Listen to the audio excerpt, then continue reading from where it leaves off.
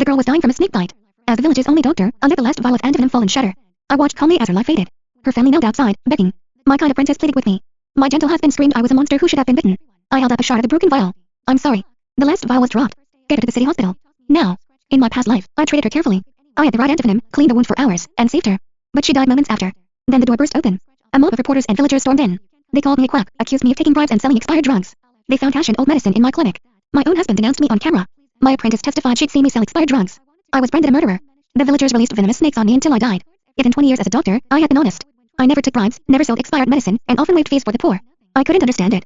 The antivenom should have worked. Then I opened my eyes. I was back on the day the girl was brought to my clinic. Doctor, please, you have to save that poor girl. Her face is turning purple. The sweet, delicate voice in my ear made me freeze. I'd know that voice even in death. It could only be my darling apprentice, Amelia. Her eyes were filled with tears, her expression a perfect blend of compassion and concern.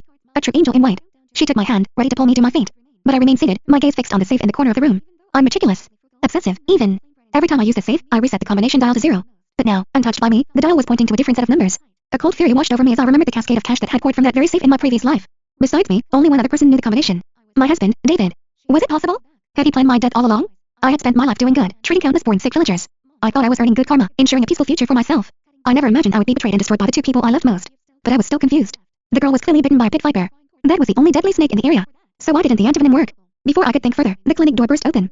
An old woman stumbled in, carrying a young girl with a deathly pale, bluish face. She collapsed to her knees, sobbing. Dr. Evans! What are you waiting for? Please, save my granddaughter.